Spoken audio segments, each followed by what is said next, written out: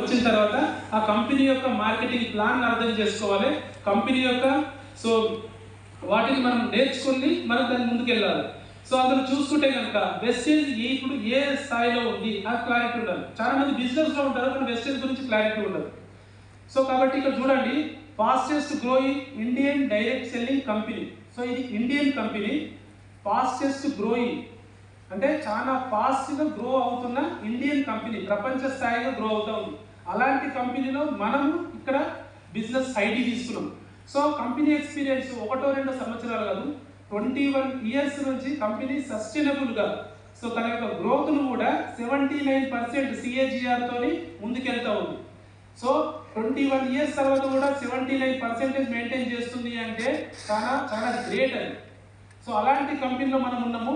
Experience పరంగా తీసుకుంటే the only Indian direct selling company under world, ప్రపంచవ్యాప్తంగా తీసుకుంటే టాప్ 100 డైరెక్ట్ సెల్లింగ్లో మన కంపెనీ ఉంది. ఎంత ప్రౌడ్గా చెప్పుకోవచ్చు, టాప్ 100 కంపెనీలో మన కంపెనీ ఉంది.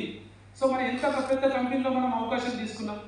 ఇలాంటి కంపెనీని పక్కన పెట్టేసి చాలా మంది పక్కదారులు పక్క చూపులు చూస్తూ ఉంటారు. ఒక పోలీస్కి ట్రాన్స్ఫర్ అయింది అనుకోండి, ఎక్కడికి వెళ్తాడు? పోలీస్ స్టేషన్కి వెళ్తాడు కదా. ఒక నెట్వర్క్ ఈ బిజినెస్లో చేసే వ్యక్తి ఈ బిజినెస్ పక్కన పెట్టి మళ్ళీ బయట వెళ్ళి నేను ఇంకో వేరే కంపెనీలో చేస్తా అంటే అక్కడ ఏం చేయాలి? అక్కడ కూడా నెట్వర్కే కదా. ఇక్కడ చేయని వ్యక్తి అక్కడ ఎట్లా చేస్తాడు?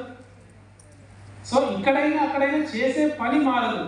కంపెనీ మారుతుండొచ్చు, ప్రొడక్ట్స్ మారుతుండొచ్చు, మార్కెటింగ్ ప్లాన్ మారుతుండొచ్చు, కానీ చేసే పని మాత్రము వ్యక్తితో డైరెక్ట్గా కలిసి మనం మాట్లాడి మన ఆపర్చునిటీ గురించి చెప్పి తనకి హెల్ప్ఫుల్గా ముందుకు తీసుకెళ్ళాలి. తనని విన్ చేయాలి, మనం విన్ అవ్వాలి. ఆ సిస్టమేటిక్గా ఎవరైతే ఉంటారో వాళ్ళు సక్సెస్ అవుతారు. ఈ కంపెనీల నుంచి బయట కంపెనీలకు వెళ్ళి బయట 2 లెగ్గులు.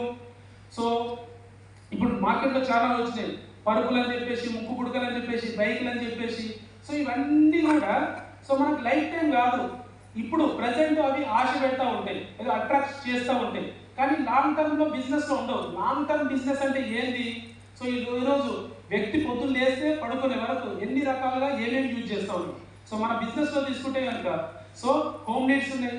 హోమ్ నీడ్స్ 100% ప్రతి ఒక్క ఇంటికి అవసరమే. అండ్ రెండవది అగ్రికల్చర్. అగ్రికల్చర్ మీద 70% మన భారతదేశం డిపెండ్ అయ్యింది. ఎంతోమంది రైతులకు మనం అడ్వైజ్ చేయవచ్చు. అగ్రికల్చర్ అనేది నెవర్ ఎండ్ బిజినెస్ అనమాట. And health supplements. ఈరోజు హెల్త్ పరంగా చూసుకుంటే ఎంతమంది ప్రాబ్లమ్స్తో ఉన్నారు.